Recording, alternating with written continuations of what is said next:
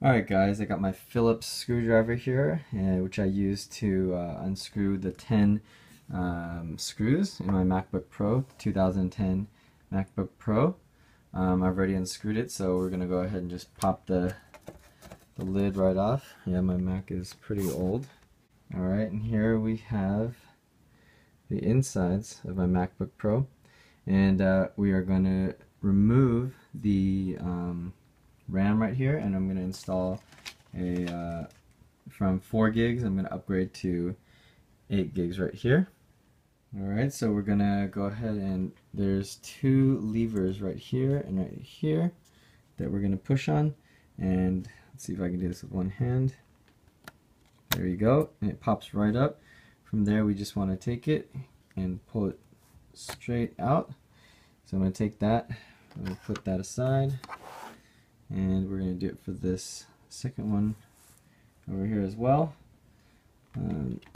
One-handed, here we are. Okay, so the second one is going to pop up as well, and we're going to just go ahead and pull that out as well. And now I'm just going to put in the new 4 GB RAM right in there.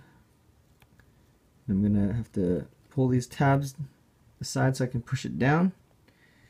Then I'm going to take this second memory right here, and I'm going to put it into the slot right up there. We want it facing this way. See those connectors right there? I'm going to slide it right. Okay, there we go. We got it slid right in. Okay, and I got the second piece to click right in. So here I have my old memory, my old RAM, and I got the new crucial RAM that I just put in, and I'm going to go ahead and put the lid on, and I got to screw it in, and we'll see if it turns on. Here you go, just push the on button and it is loading up. Here we go, it is booting up. There we go, 8 gigs.